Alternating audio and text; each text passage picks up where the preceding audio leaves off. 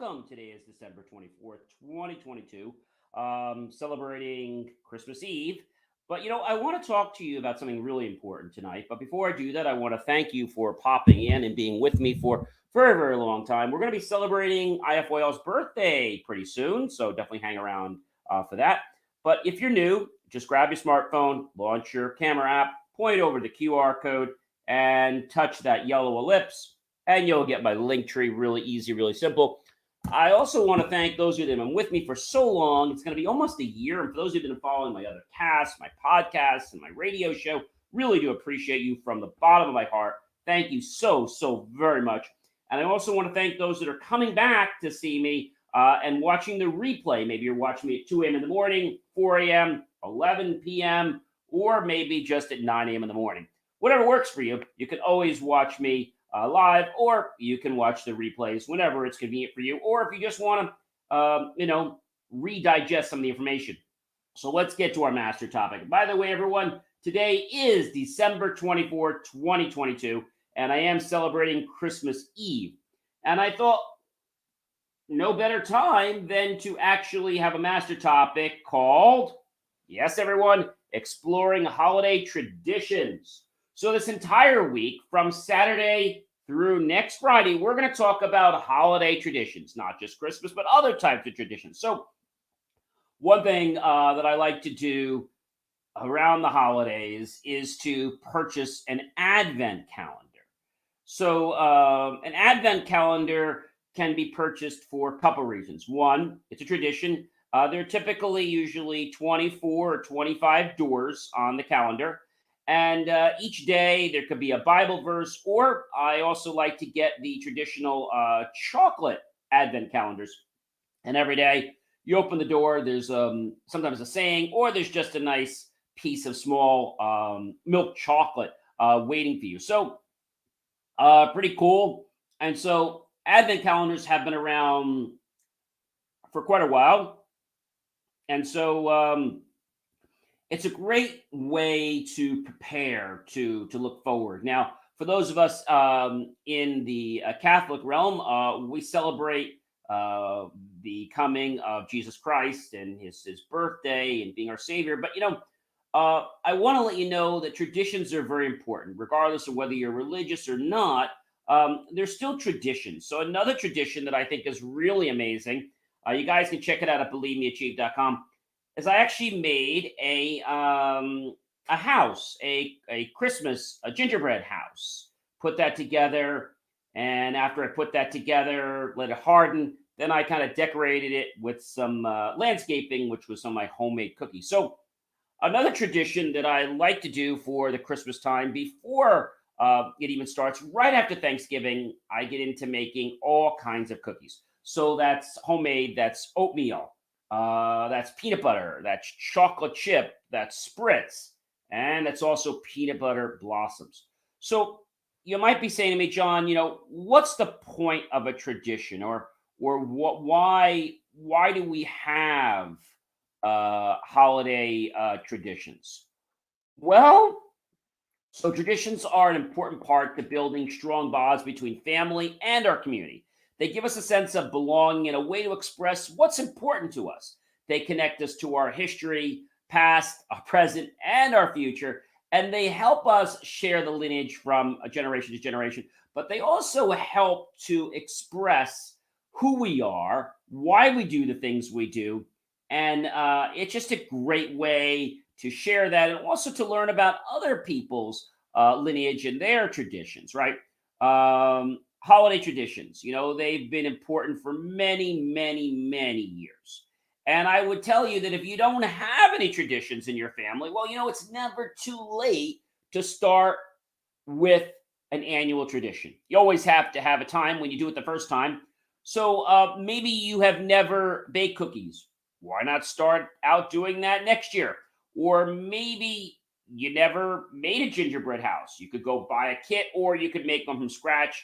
And then get everyone involved, whether you want to drink eggnog, or one of the things I like to do, it's a really great tradition, and I just started it this year, is to take cider and make homemade hot apple cider. that is just really kind of cool. I went to like 10 or 11 holiday parties this year. And what I did is I brought hot apple cider. So you boil it and then you let it cool down. And it's just a really great way. And it's different, right? And it's definitely very memorable. So another holiday tradition is going to be putting up the Christmas tree, maybe decorating the Christmas tree. Um, blending your activities together is really cool. Some people want to go skiing. They may want to go build a snowman, right? So these are usually casual gatherings that you'll have with friends, family, significant others, or people that are maybe going to be part of your family, and you want to share that special moment. There are so many different traditions. So let's talk about another tradition right now, and let's talk about the tradition of Hanukkah and what they do for Hanukkah. So traditions of Hanukkah, let's say on the first night. Let's talk about that for right now.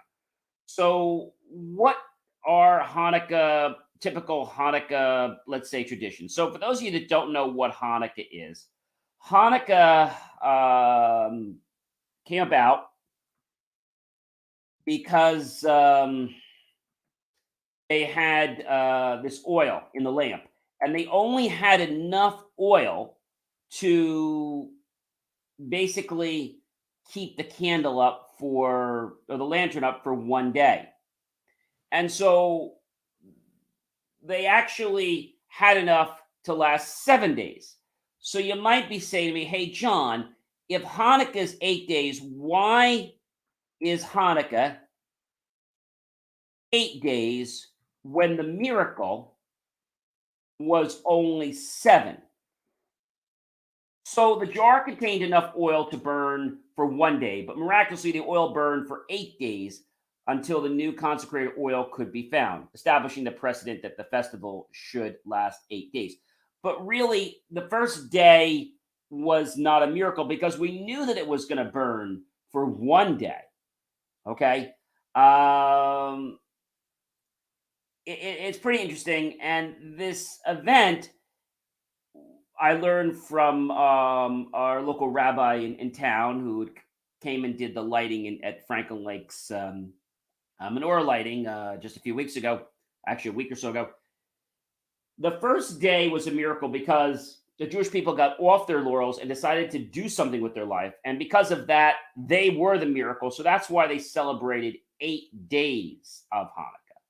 I thought that's pretty cool. Another tradition is to eat potato pancakes and jelly donuts. Now, you might say, why do the Jewish people eat potato pancakes and jelly donuts at Hanukkah? Why?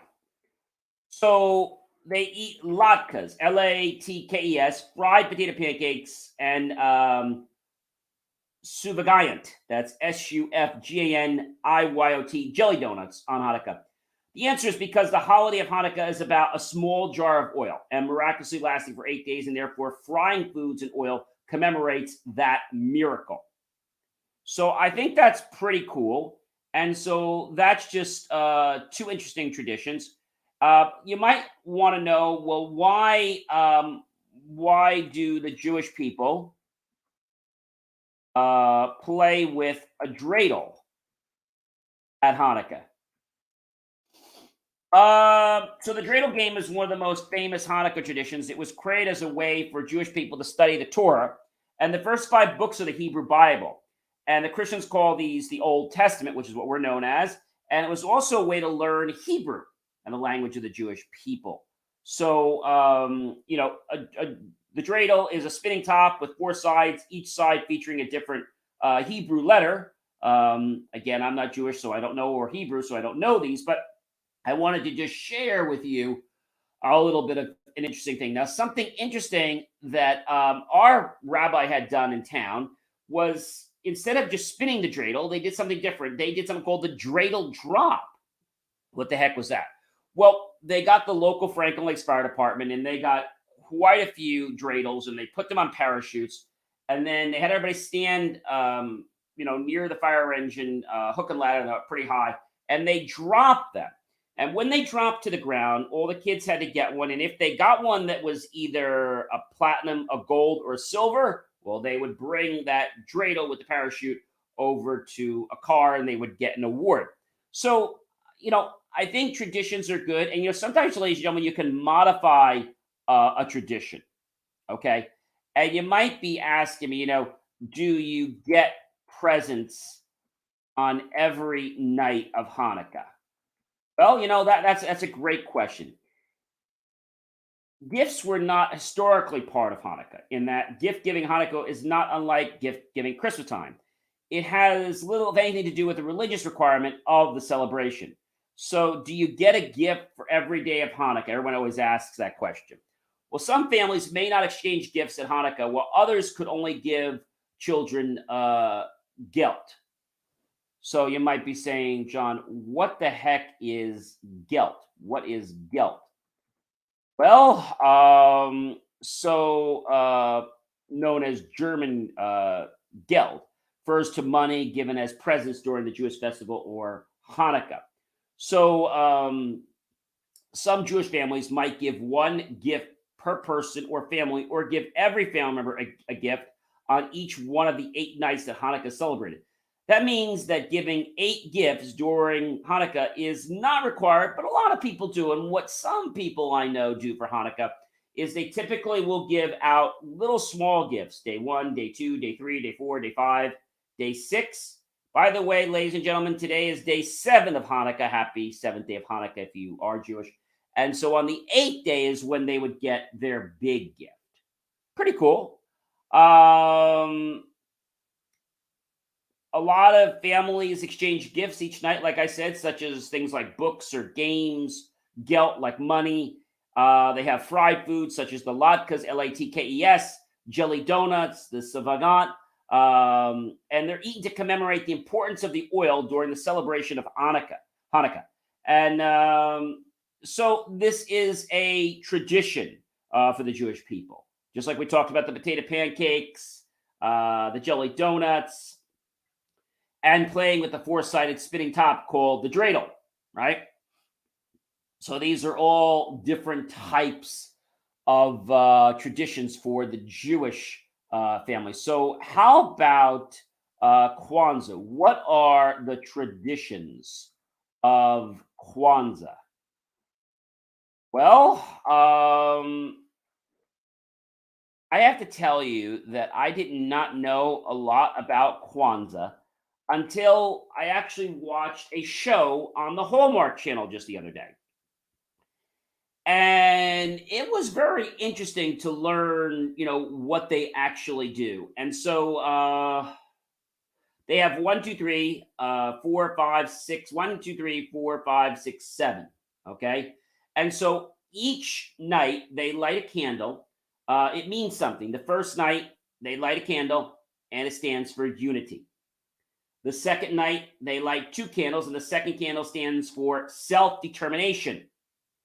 The third night they light the third candle as well as with the other 2 and a collective work and responsibility.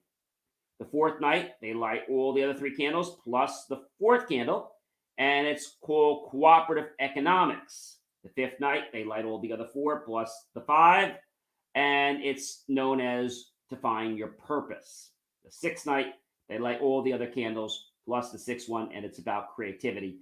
And the seventh night they light all the 6 plus the seventh, and that is to symbolize fate.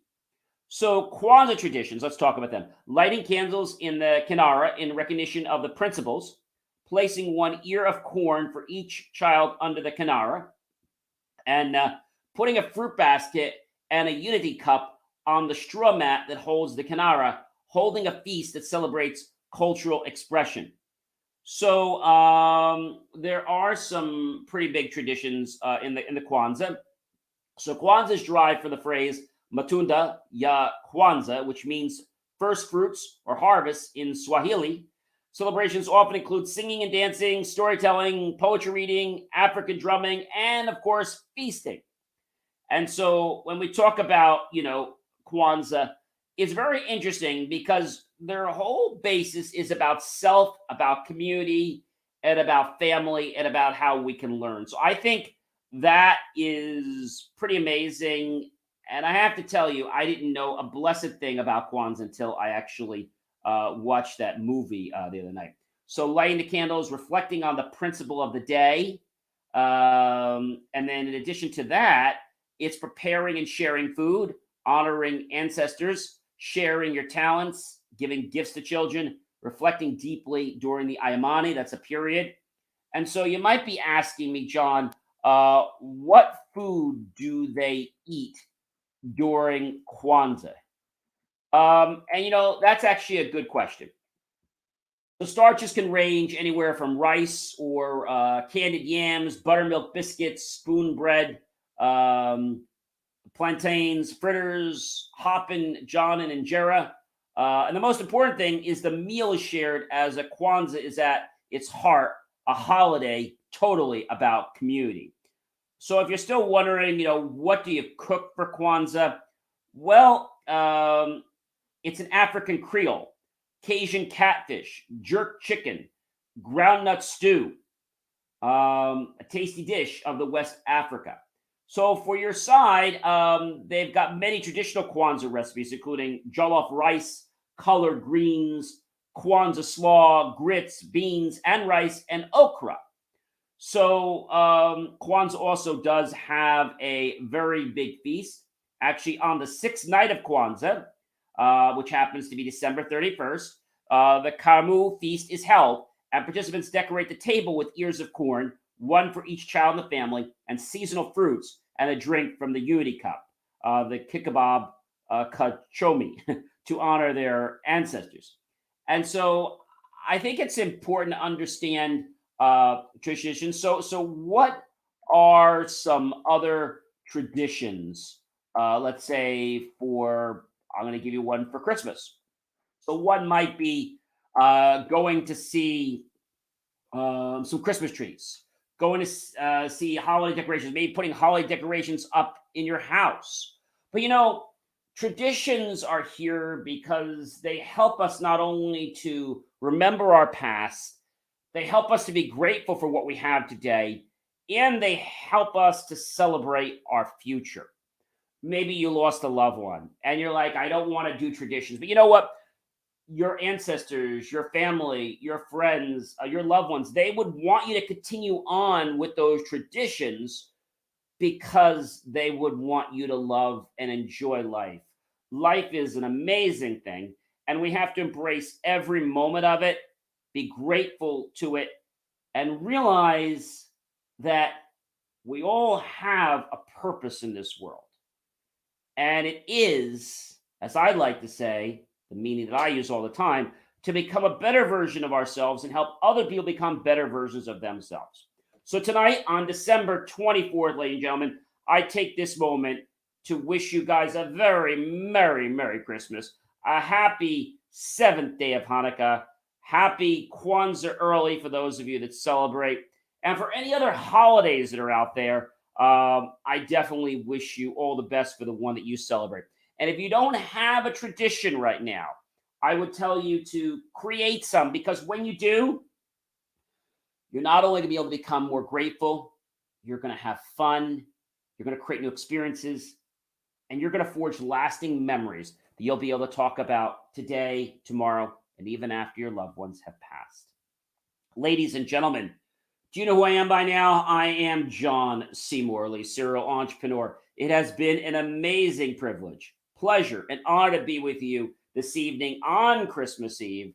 And I hope you guys have the very best for the holidays, all the health and happiness and prosperity. But most importantly, I hope you get to spend time with your loved ones and really appreciate everyone and everything that is around you.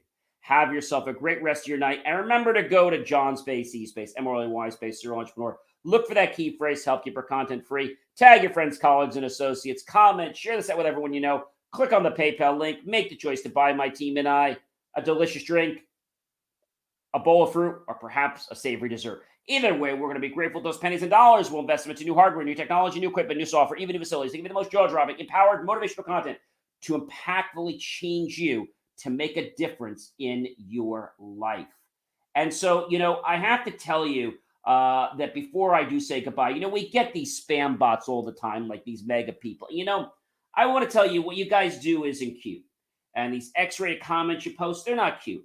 And I really feel bad that you don't have a purpose in your life, that all you do is sulk on things that just despise other people. So I hope this holiday season, maybe you can look within and maybe start learning that you could actually become a little better when you start putting out those lustful thoughts and actually focus on the you that you were created to be. Have yourself a wonderful one. And I'm going to see you guys, when? Well, I'll see you Christmas Day. Take care, everyone. Don't eat too much and enjoy time with your family.